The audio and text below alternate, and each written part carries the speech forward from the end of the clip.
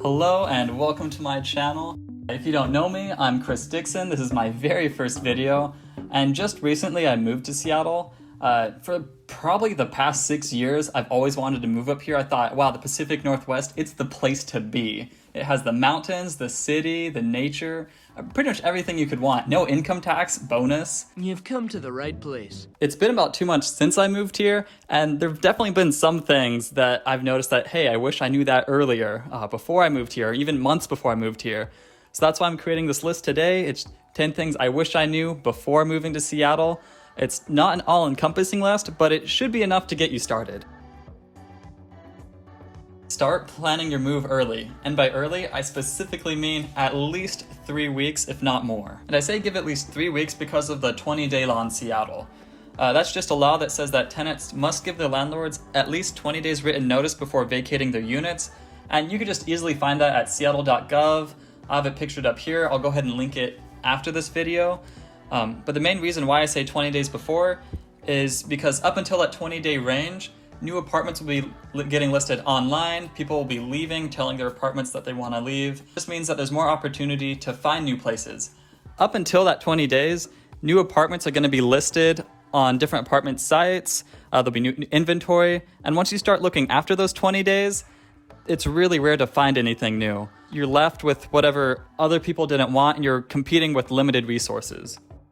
Actually, that leads me into the next part. How do you even start that search? Well, number 2, apartmentlist.com is your best friend.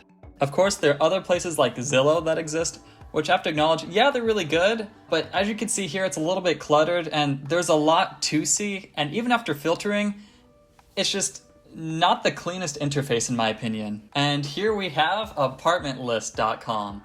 As you can see, pretty clean and clear. Just find whatever city you want to go to. Seattle, of course.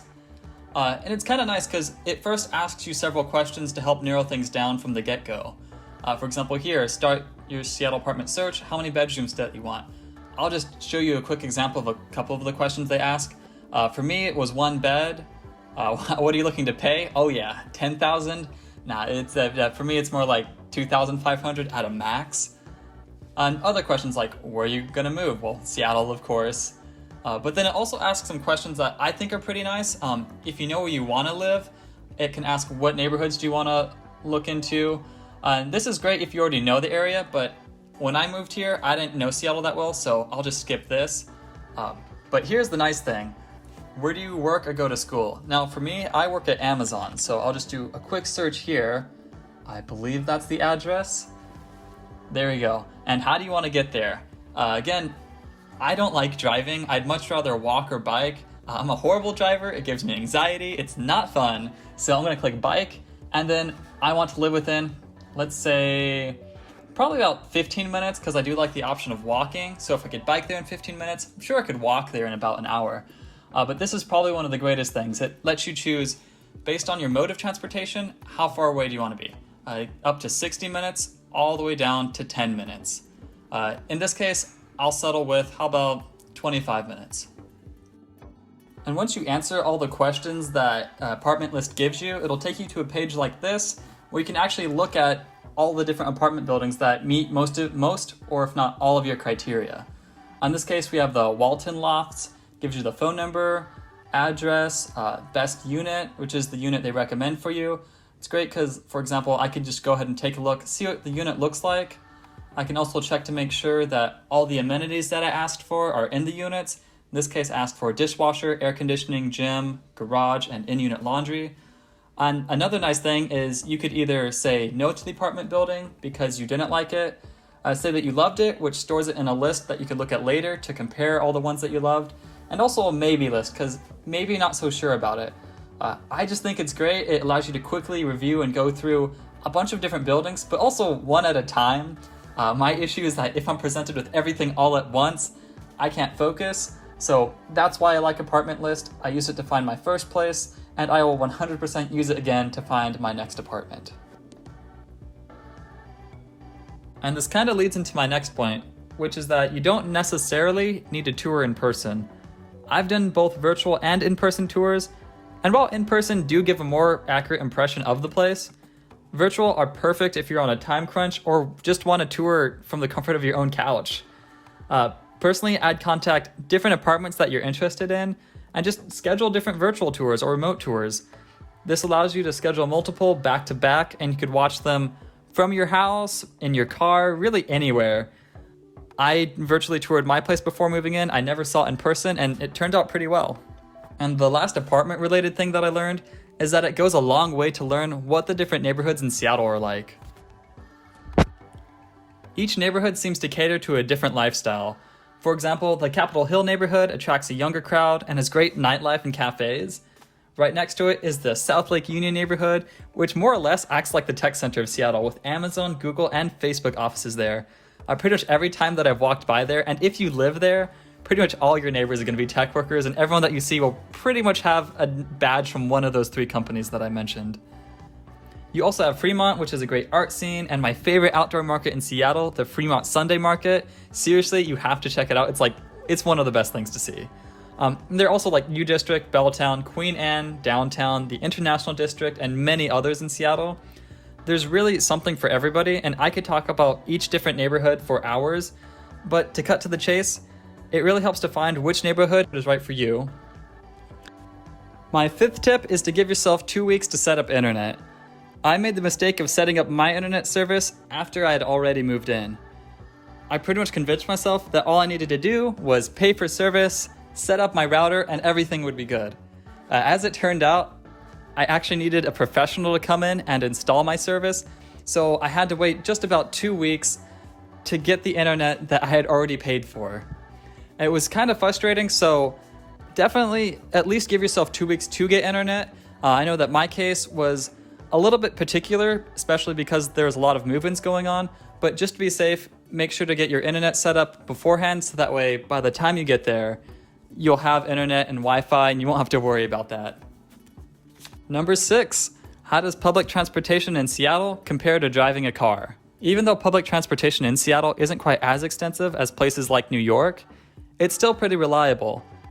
You can take the light rail from SeaTac Airport all the way up to University of Washington, and in between, if you want to go anywhere else, the bus systems is pretty good. Of course, now that I say that, if you want to go anywhere outside of Seattle, such as to the mountains or any of the towns or suburbs, you'll probably want to get a car. You'll either need a ride-sharing app, or you'll need to purchase a vehicle, or just bring your own vehicle if you already have one. For number 7 and 8, I'm going to go ahead and combine them because they both deal with driving around Seattle. Number 7 is what I wish I knew about gas prices, and number 8 is watch out for toll roads. As far as gas prices are concerned, as of recording this video, I've seen some gas stations that cost $4.29 a gallon for regular gas, and others that are $3.60 a gallon. Even on the same block, it could vary, which is crazy. The lowest I've seen was actually at a place in northern Seattle. It was $3.33 a gallon, but then, right next to it was another place that was $4 a gallon. So even if gas prices have been rising recently, you still have the ability to shop around for cheaper gas, but also note that sometimes you'll need cash to get the cheapest price. But then while you're driving around, remember to watch out for toll roads. They are everywhere throughout Seattle. I've driven through multiple toll roads on accident. Since then, I've set my Google Maps to avoid those roads, but that also means I encounter more traffic. So if you move here with a car, you'll either want to adjust your maps and avoid the tolls, or you can pay extra and get to drive with less traffic. Because of all the toll roads, I actually recommend using a good-to-go pass. It allows you to pay your tolls at a reduced fee and can be pretty convenient to have. If you're anything like me and you always miss the turn or just go the wrong way, you'll probably save yourself some hassle by getting the good-to-go pass. Number 9, the homeless situation. Here in Seattle, there are a lot of people who are struggling with homelessness. It's just because of the skyrocketing housing prices as more people move into Seattle. And yet I am part of the problem because I did move here. Driving around or even walking around, you'll probably see homeless encampments. In some cases, when walking around the streets, I will smell urine. It's not the most pleasant thing in the world, but it is one thing that you will have to know when you're moving here. So far, there aren't really any solutions, but hopefully Seattle will get better with getting people back on their feet. But just know that this is something that you will see when you move here. And the final thing I wish I knew. Ikea, Amazon, and thrift stores will be your best friends.